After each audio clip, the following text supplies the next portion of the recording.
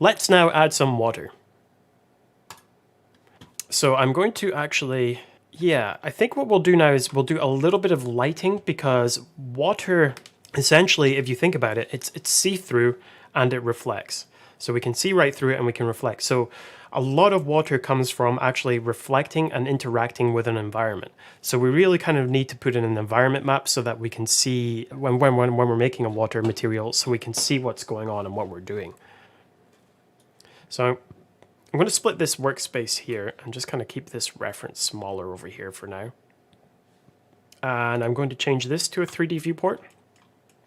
Now, it's quite useful to often have a smaller 3D viewport and turning rendering on, because if it's smaller, your machine can work with it a little bit better. If you're in full screen, your machine is now rendering all the pixels of your screen. Whereas if I have a smaller one over here, it's just going to be doing this area here. So if I turn it over to viewport shading, we're in Eevee.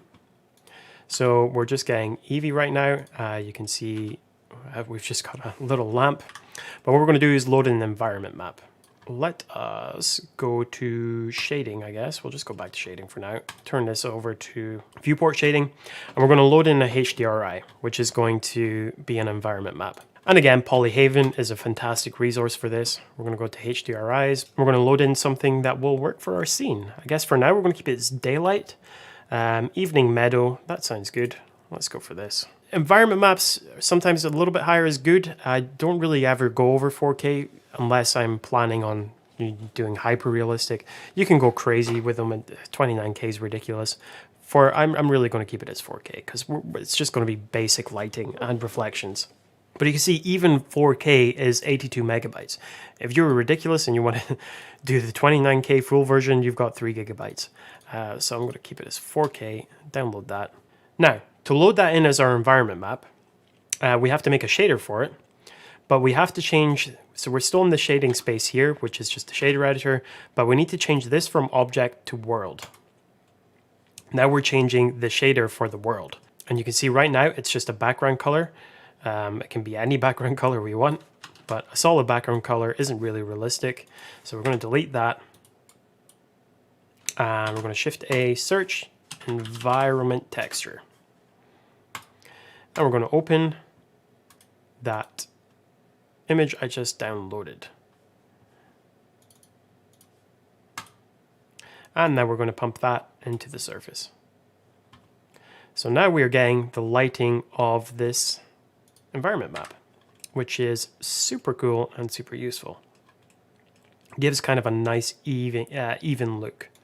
I can also put that background node back here. I'm just going to put that background node back in between here, because then I can change the strength of it, which is useful.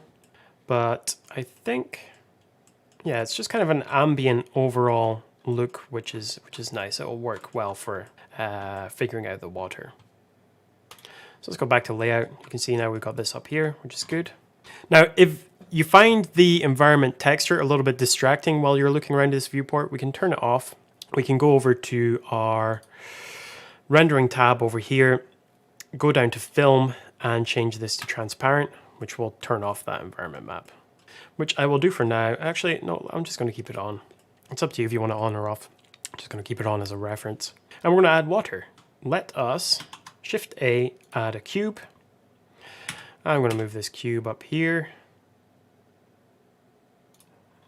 And I'm going to select these bottom vertices, move them up. And you can see just by you're even probably already getting a feel for what's going to happen here. This cube is just going to be the water. So I'm going to move it to somewhere about here.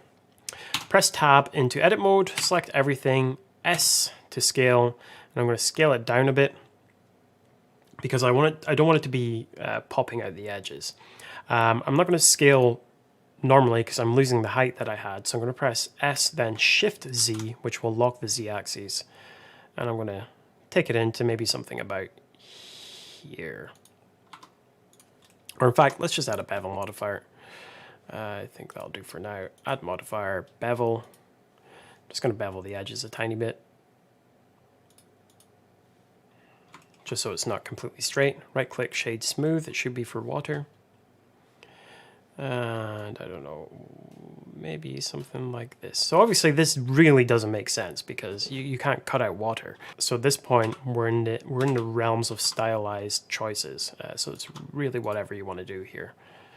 I'm going to choose something like that for now. All right. Well, we're going to have to go back to shading to create a water shader. We're going to have our water here selected.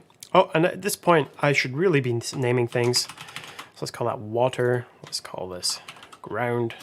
And while we're here, we'll be smart. Make the water a child of the ground. Select one, select the water. Select the water, then select the ground. Control P, set parent object. So I'm going to change this back to object so that we are going to click on the water, new shader, and we'll call it water. There's a few things with water we have to think about. Water, as I say, is see-through and it's very reflective. So the first thing we're going to need to do is turn our roughness right down. That is going to make it shiny. But one thing we're not getting really here, you can kind of see it here. Actually, if I turn the base color down and take out the color, we can see that now this is just reflecting the environment map, which is nice. We also in Eevee right now, it's going to be useful if we have screen space reflections. So to turn on screen space reflections, we have to go over to the rendering tab over here. And down over on the setting here, we have screen space reflections, which is going to kind of fake reflections. It's not going to use path tracing.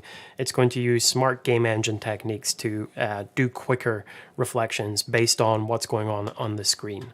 Okay, so when we turn on screen space reflections, we can see reflections. That includes like this little man here and the ground. Without that, it's actually just reflecting the environment map, which is very quick, but it's not completely realistic. Screen space reflections makes it a little bit more realistic. One limitation of screen space reflections you might notice here is when it comes to the corners of the screen, it doesn't have anything over here to reflect. It doesn't know how to do it, so you kind of get this fading out. You'll see that in video games as well quite often. It's just a limitation of screen space reflections. But we want to see through it. So we're going to turn the transmission right up. But with a perfectly black object, we can't actually see through it because it will be opaque if it's completely black. So we're going to turn this back up a bit. And you can see that already lightens the value of the water. We can't see through it yet because we have to activate that in Blender. So we are in the material options. So we're going to select the water, make sure we have that selected. Over here, click on the material options, go down to your settings, and we want to turn on screen space refraction. So it's a bit similar where it's using the screen pixel values to reflect. Now it's going to use that to refract, which makes it see-through. So there we go. Now we've got see-through water, which is looking quite nice. Another thing though with water is it's never perfectly still. So we're going to add a little bit of distortion to the surface. To recap, we've got our base color of the water being closer to white. We might even want to stylize it a little bit. Maybe we'll add a bit of blue to the base color. We can play around with that however we want. Maybe something like this. It's kind of stylized. It looks kind of cool. And as I say, we're going to add some distortions to the surface. So we are going to use... Blender has a wave texture, which is perfect for this. So if I just Control-Shift-Click here, you'll see what it looks like. This is very uniform, very boring, and we're going to pump it in to the normal. The normal map changes the normals of the surface. So if you think of a normals in 3D, a normal is just, if you take a polygon, this polygon's normal is perpendicular to the polygon going up straight out into space. So this normal would be going this way a little bit. So this normal here would be going this way, and this normal here would be going this way. That is what normals are. They're just the vector angle going perpendicular to the surface of an object. Now, a normal map will fake which way light is bouncing off of an object using a texture map. We are going to do that with that wave texture for this water. So we're going to, before we pump it into the normal though, we need to use a bump node, which means we can take black and white height.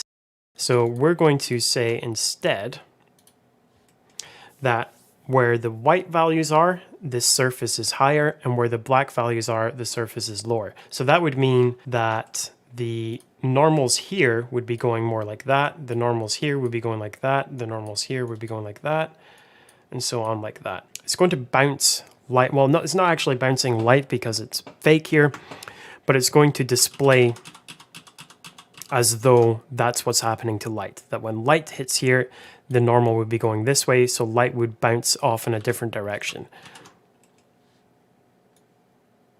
So let's put that into there, and put this into here, and you'll see what this looks like.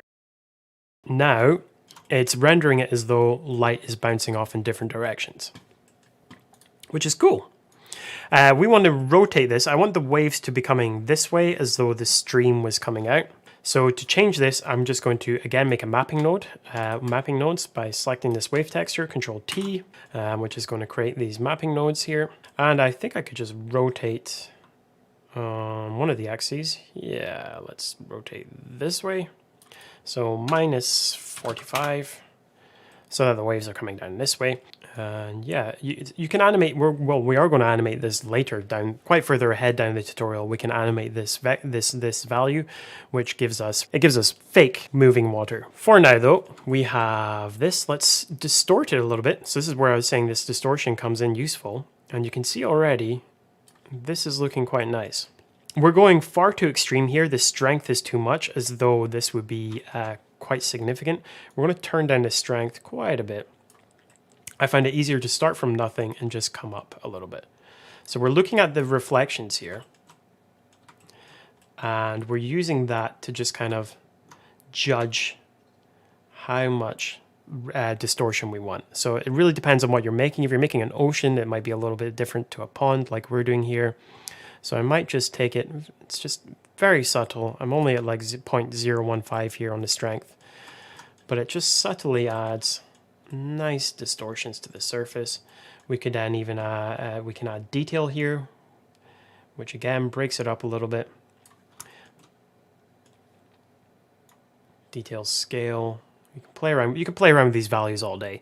What you want to do is bring up references and then work to references all the time. So I'm not going to worry about it too much right now. I'm not going to perfect it, but really you do perfect this over time. You can see here we can change that phase and we get nice animation. So I think this will be fine for now. Now what I can do is maybe go back to my, let's go back to object mode, go back to our layout view, and maybe now I will want to, maybe I'll turn this on here, go back to sculpt mode and holding control, turn my strength up here, back to the normal brush, holding control, right bracket to make the brush bigger there, holding control, I can take the stream up more. G lets you grab in sculpt mode, which is useful. So I want the stream to kind of be sourced up here. Now you can, interestingly, you can see the texture changing a little bit whilst we're moving this. This is because noise is actually in 3D space. So as I'm dragging this up and down, it's changing the texture because the noise is static in 3D space. And we're moving where the positions are of the texture in 3D space. So that's why you're kind of seeing this weird effect going on here, if you're curious at all. So I like using the grab brush a little bit. Okay, something like this for now. I'm leaving a little bit more room than I want this stream to be. I want the stream to be quite thinner. I'm leaving more room because I'm going to be putting rocks in here. Which brings us to the next part, which is going to be adding rocks into this scene.